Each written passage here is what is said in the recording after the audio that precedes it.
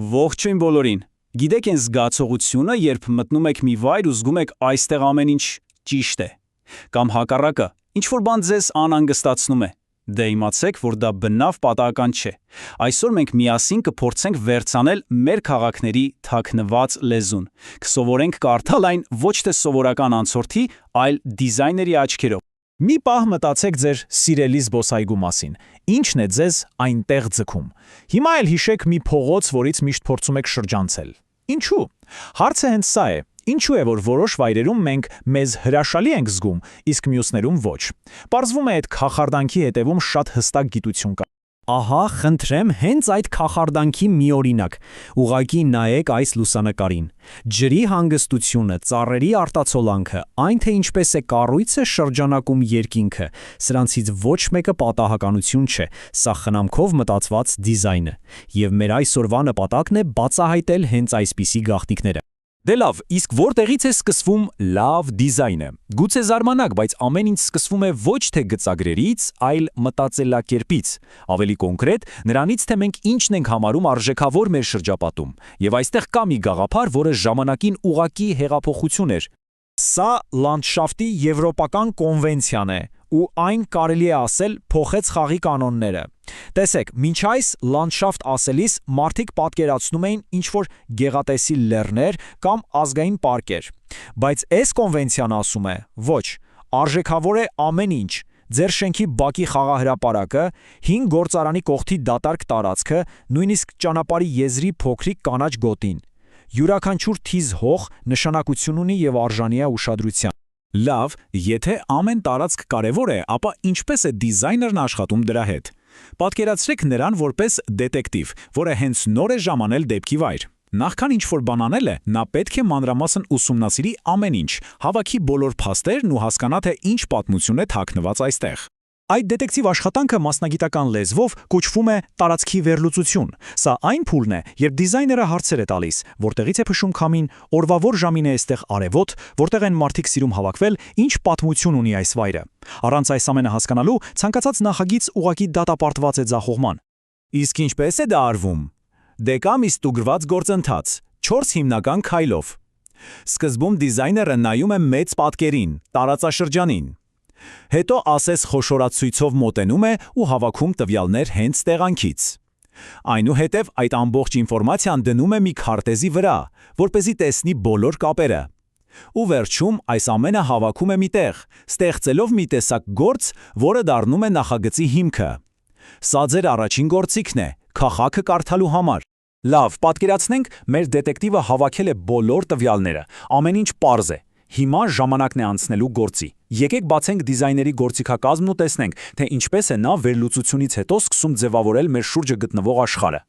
Գարեթ Էգբոյի այս մեջբերումը կատարյալ ամփոփում է ամեն ինչ։ Խոսքը թղթի վրա արված գծագրերի մասին չէ։ Խոսքը այն ֆիզիկական զգացողության մասին է, երբ դուք մտնում եք բարձր առաստաղով սենյակ կամ նստում եք ծառի հովանու տակ։ Դիզայնը հենց եռաչափ փորձառություններ ստեղծելն է, որոնք մենք զգում ենք մեր ամբողջ մարմնով։ Իսկ ինչպես են ստեղծվում այդ եռաչափ փորձառությունները։ Իրականում բավականին պարզ։ Պատկերացրեք ցանկացած տարածք որպես մի տուփ։ Դիզայներն աշխատում է այս տուփի 3 հիմնական մասերի հետ՝ հատակի, պատերի եւ առաստաղի։ Հենց այս 3 տարերի համադրությունն էլ ստեղծում է մեր բոլոր զգացողությունները տվյալ վայրում։ Սկսենք ներքևից, հատակից կամ հիմքի հարթությունից։ Մի պահ մտածեք դրա մասին։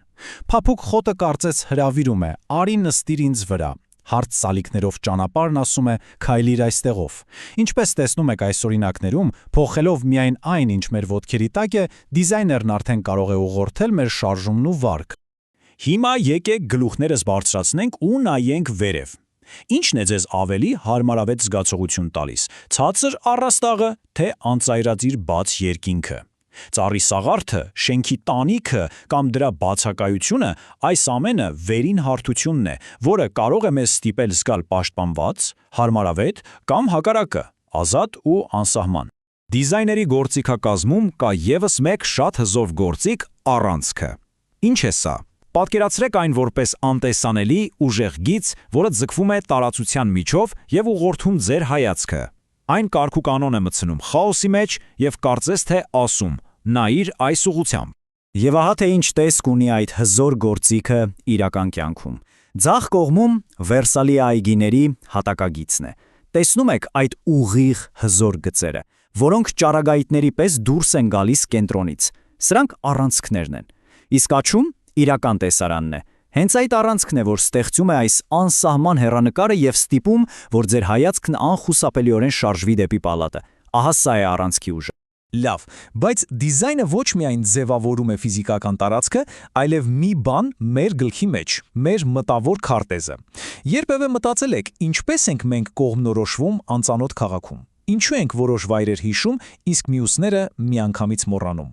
Պարզվում է, պատասխանը կրկին դիզայնի մեջ։ Քաղաքային տեսապան Քևին Լինչը սրա համար մի հանճարեղ տերմին է առաջարկել՝ պատկերավորություն։ Սա պարզապես այն որակն է, որը վայրը դարձնում է հիշվող ու ճանաչելի։ Եթե քաղաք ունի լավ պատկերավորություն, այն հեշտ է կարդացվում, եւ դուք երբեք չեք մոլորվում։ Իսկ եթե վատ, ապա այն նման է անելանելի լաբիրինթոսի։ Իսկ ինչից է կազմված այդ պատկերավորությունը։ Լինչը պարզել է, որ մեր ուղեղը քաղաքը հիշում է օգտագործելով այս 5 հիմնական տարրերը։ Սրանք ըստ էության այն շինանյութերն են, որոնցից մենք բոլորս կառուցում ենք մեր ներքին մտովի GPS-ը։